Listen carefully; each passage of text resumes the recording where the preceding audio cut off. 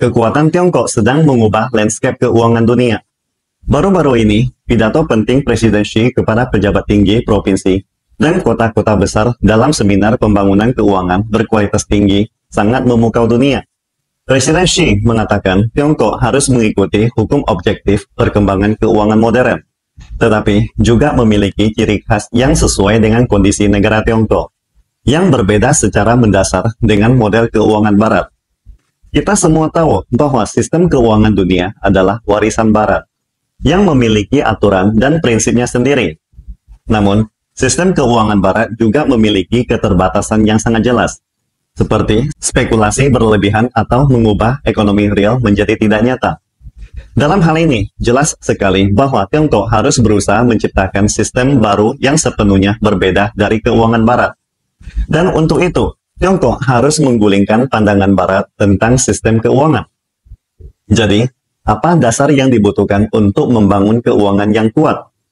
Presiden Xi menyatakan bahwa sebuah negara yang kuat memiliki keuangan yang kuat harus didasarkan pada fondasi ekonomi yang kuat, dengan kekuatan ekonomi, teknologi, dan kekuatan nasional yang memimpin dunia, serta sejumlah elemen inti keuangan kunci, seperti mata uang yang kuat, bank sentral yang kuat, institusi keuangan yang kuat, pusat keuangan internasional yang kuat, pengawasan keuangan yang kuat, dan tim profesional keuangan yang kuat. Tiongkok hari ini sangat jelas dengan kelebihan dan kekurangannya sendiri. Itulah mengapa Tiongkok sedang memperpanjang keunggulannya dan memperbaiki kelemahannya. Presiden Xi menekankan untuk mendorong pengembangan keuangan berkualitas tinggi dan membangun keuangan yang kuat. Tiongkok harus memadukan hukum dan moral, secara aktif mengembangkan budaya keuangan khas Tiongkok, yaitu menjadi jujur dan dapat dipercaya. Tidak melanggar batas, namun memperoleh keuntungan secara adil, bukan semata-mata demi keuntungan. Berhati-hati dan bijaksana, tidak terburu-buru untuk mendapatkan keuntungan. Berinovasi dengan mempertahankan nilai-nilai, tidak berubah menjadi tidak nyata, patuh pada hukum, dan tidak melakukan tindakan jahat. Logika keuangan Barat pada dasarnya didasarkan pada aturan hukum rimba, aturan pemangsaan oleh suku nomaden dalam era baru ini. Institusi dan investor keuangan Barat memeras investor individu, yang pada akhirnya akan menguras sumber daya investor domestiknya. Kemudian, setelah sumber daya domestik habis, mereka akan memusnahkan investor individu. Dan kemudian, melalui serangkaian inovasi dan perang, akhirnya mengendalikan aliran modal internasional ke Amerika Serikat. Dan kemudian menggunakan hak penetapan harga mereka sendiri di pasar modal untuk memeras investor dari negara lain. AS memiliki hak khusus mencetak dolar untuk membeli barang dari negara lain. Negara lain mendapat dolar dari AS. Namun berhubung AS tidak memiliki barang yang bisa dijual untuk negara lain, maka AS menciptakan surat utang negara dan saham kepada semua negara di dunia, dan sekaligus menghasilkan kembali dolar yang mereka belanjakan. Jadi, pada dasarnya, mereka menggunakan dolar berupa kertas hijau yang mereka cetak untuk membeli barang Anda, dan kemudian menukarnya dengan angka dolar di tangan Anda. Dengan kata lain, Anda harus membelanjakannya atau menukarnya. Kalau tidak, dolar di tangan Anda tidak akan berharga. Akan tetapi, ketika Anda menukarnya, AS masih dapat menjara aset Anda dengan menaikkan atau menurunkan suku bunga dolar. Intinya, Anda harus menjadi kuli pekerja bagi AS, karena semua perhitungan Anda tidak akan pernah sebanding dengan pemerintah AS dan Federal Reserve. Akibatnya, semua negara hanya bisa menelan kemarahan mereka dalam hati. Namun, logika pengembangan keuangan dan pembangunan keuangan yang kuat yang diperkenalkan oleh Presiden Xi kali ini adalah sepenuhnya berbeda dari sistem keuangan Barat. Ini adalah tentang mengembangkan budaya keuangan khas Tiongkok dengan menggabungkan hukum dan moral. Budaya keuangan yang berbasis pada hukum dan moral bukanlah budaya pemangsaan ekonomi dasar suku nomaden, tetapi logika kerjasama dan kebaikan ekonomi agraris, di mana semua orang bekerja sama untuk memajukan pembangunan dan berbagi hasilnya, bukan memanfaatkan hukum untuk secara terang-terangan merampok negara lain. Barat menggunakan instrumen keuangan untuk merampok negara lain. Namun, Tiongkok tidak hanya menggunakan hukum, tetapi juga moral. Jadi, Apa itu moral yang ditekankan oleh Presiden Xi? Ini tentang menjadi jujur dan dapat dipercaya, tidak melanggar batas, memperoleh keuntungan secara adil, bukan semata-mata demi keuntungan. Itu tentang berhati-hati dan bijaksana, bukan terburu-buru mendapatkan keuntungan. Itu tentang berinovasi, tetapi tetap mempertahankan nilai-nilai, bukan berubah menjadi tidak nyata.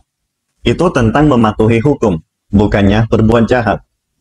Jika Tiongkok menggunakan nilai-nilai yang sangat tinggi ini untuk memandu pengembangan keuangan, maka sudah pasti sistem keuangan tersebut akan inklusif, adil, dan memberikan harapan yang jelas bagi masa depan pengembangan individu, bukannya kepastian spekulatif yang penuh dengan ketidakpastian. Jadi, bisa dipastikan para investor global akan memilih investasi di Tiongkok setelah mereka memahami sistem keuangan yang disampaikan oleh Presiden Xi.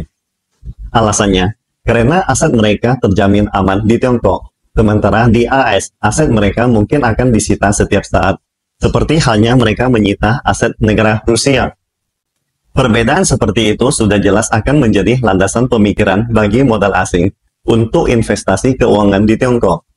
Artinya, sistem finansial Tiongkok di masa depan sangat berkemungkinan akan menyalip AS, karena pandangan nilai Tiongkok lebih tinggi dan lebih adil. Dan tentu saja, waktu akan membuktikan semuanya.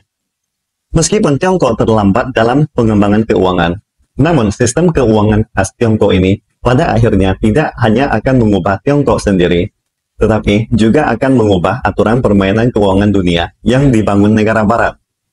Seperti diketahui, pengembangan Tiongkok selama beberapa dekade telah mencapai prestasi yang menakjubkan dunia. Namun, prestasi gemilang ini sebenarnya tidak dilaporkan oleh media barat kepada masyarakat barat. Jadi, mungkin kesan masyarakat barat terhadap Tiongkok masih didasarkan pada gambaran film-film pada tahun 1980-an dan 1990-an.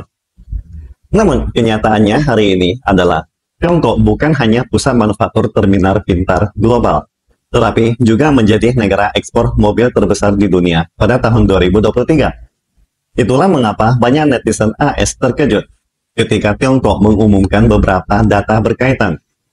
Misalnya, pada tahun 2023, Tiongkok berhasil memproduksi dan menjual lebih dari 30 juta unit mobil, membuat netizen AS terkesiap dan bertanya, ini adalah 4 kali lipat dari Amerika.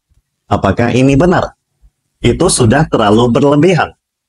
Tentu saja, pernyataan 4 kali lipat tidaklah benar, karena produksi dan penjualan mobil di AS juga melebihi 15 juta unit, atau sekitar 7 juta unit setengah tahun. Namun, walau itu hanya 2 kali lipat, itu masih sangat luar biasa loh. Akibatnya, media seperti Reuters, CNN, dan media barat lainnya yang dipenuhi dengan kecemburuan langsung memutarbalikkan fakta, mengatakan bahwa ekonomi Tiongkok sedang menyusut atau bahkan berada di ambang kehancuran. Ini adalah kekuatan nyata Tiongkok dan juga dasar pendirian negara Tiongkok yang kuat. Sistem keuangan Tiongkok pasti akan didasarkan pada ekonomi real yang kuat ini. Jadi, coba Anda pikirkan, jika sistem keuangan didedikasikan untuk melayani ekonomi kuat seperti ini, sistem keuangan tersebut pasti akan membuat Tiongkok semakin kuat, karena akan memberikan manfaat bagi umat manusia. Sebaliknya, jika sistem keuangan didedikasikan untuk spekulasi modal, itu akan menjadi seperti Wall Street hari ini, sebagai Dracula penghisap darah dunia, dan menjadi tumor yang mengganggu perkembangan manusia. Kesimpulannya, sistem keuangan Tiongkok pasti akan melayani pengembangan ekonomi nyata, pasti akan meningkatkan produktivitas, dan Tiongkok tidak akan pernah berubah dalam hal ini.